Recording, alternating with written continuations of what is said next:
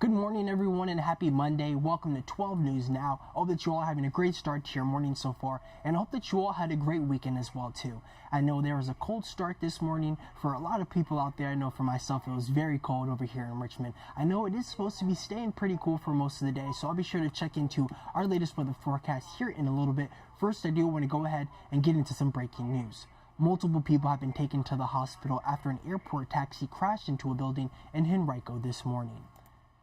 Police say just before 6 a.m. officers were called to a single vehicle crash on Radford Avenue near Willow Lawn. When officers arrived, they found the airport taxi had crashed into the building.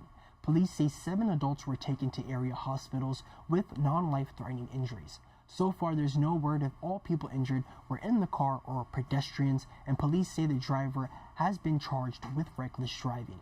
Alcohol does not appear to be a factor according to police, and the investigation into this crash remains ongoing. So we'll be sure to keep you all updated with the latest on air and online.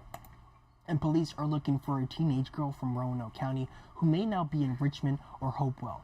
Lindsay Carol Daly has been missing since September 30th, and when she was last seen, her hair was dyed black. Lindsay has a birthmark on her jawline and Tristan tattooed on her right forearm. If you have any information about her whereabouts, call the Roanoke County Police Department immediately. And we are continuing to follow the tragic shooting in Prince George County. We now know 2 suspects are now in custody after a 16-year-old boy was shot and killed on a playground Friday evening. One of the suspects, who was also 16, faces multiple charges, including second-degree murder. The other suspect is identified as 19-year-old Hewan White. Police have not identified that teen that was killed, and there is no word on a possible motive. And we're following breaking news this morning in the war in Israel. Israeli Defense Minister orders a complete closure of the Gaza Strip. That means no food, no water, no electricity, and no gas. Everything is closed on the Strip. The reason behind this, Defense Minister Yoaz Gallant says, quote, "We're fighting barbarians and we act accordingly." Gaza is a tiny coastal enclave that is home to more than 2 million residents, and it's been blockaded for years since Hamas took the power there. This comes about hours after Israel announced it had regained control of multiple areas from Hamas fighters after a surprise attack over the weekend. The fighting is ongoing, and the death toll is around 1,200 this morning. We now know 4 Americans are among those killed. And here in Virginia, we're hearing from the Jewish community and state lawmakers in the wake of the deadly attacks in Israel. This morning, Emily Yinger shares more from the Virginia State Capitol. Yes, Governor Glenn Youngkin called for all flags on all state and local buildings to be flown at half-staff to honor those who died during the attacks. That order will be in effect until Saturday, October 14th. We're also hearing from Jewish organizations across Virginia. Those groups say that they are trying to offer support and resources to those who need it here in Virginia, especially because some of the members of those organizations have family in Israel right now, like Hokies for Israel President Noah Benita, who says that she has not gotten much sleep since the attacks happened. She's been trying to communicate with her family in Israel to make sure they are safe. She was able to contact them, but the update was not the one she was hoping for. And unfortunately, I found out that some of them were either being called into the reserves to go fight for the war, or they are locking their doors, hiding in their homes, or in shelters, bomb shelters, protecting themselves. Benita says that she continues to worry for her family's safety and the safety of others. Meanwhile, a number of state and local leaders are reacting to the attacks. Here in Richmond, Mayor LeVar Stoney released the statement saying, in part, "The horrific attack on Israel breaks my heart.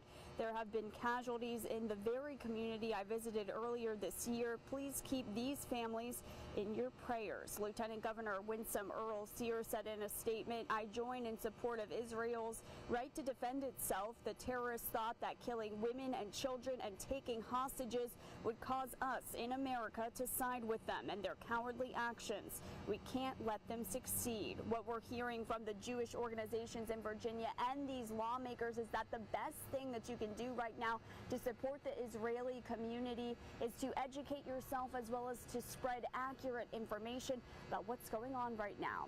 Reporting for Fox Richmond, I'm Emily Yinger. And in honor of Indigenous Peoples Day and Columbus Day, city and county government offices will be closed today. Most schools and the post office are also closed, and there will also be non-residential trash collections in Richmond. Pickups will be delayed by a day for the rest of the week, and Central Virginia Waste Management Authority will have regular trash and recycling collections today as well too. And you only have a few hours left to submit comments for tomorrow's Hanover School Board meeting. On the agenda is a review of proposed changes to the division's policy regarding transgender students. This includes separating extracurricular activities based on a student's biological sex and not their gender identity. The change would align the division's policies with the state guidelines endorsed by Governor Glenn Youngkin. County members can submit feedback via email no later than today at noon. Alrighty, well that pretty much concludes all the news that you all need to know this morning. Thank you all so much for joining me. I hope that you all are having a great start to your morning so far. And before we head out, let's go ahead and take a look at our current weather forecast. Right now you are looking at our 24/7 weather stream. I do want to go ahead and load in another weather map too right now. Bear with me one second. Alrighty, right now I just loaded in our B&W Builders WeatherNet. Over in Prince George it is 48, over in Midlothian it is 51, and over Prince George again is 51 as well too. I don't know why it's double there, sorry about that. But yeah, we're seeing some sunshine that will be giving way to some increasing clouds covered by mid to late afternoon and evening. A quick sprinkle or shower is possible by sunset, but most areas are looking dry today. Lows are going to be in the mid 40s and highs are going to be in the upper 60s.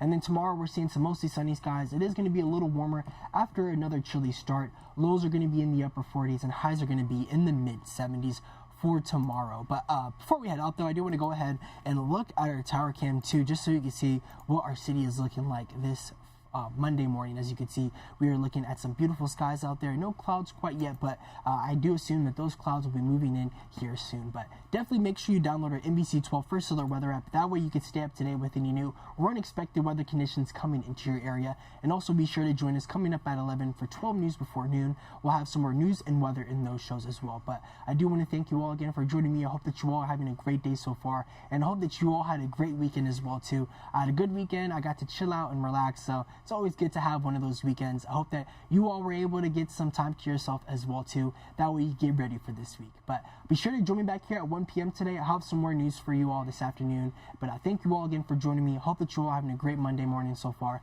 And I'll see you back here at 1 p.m. for some more 12 News Now. Have a great day, everyone.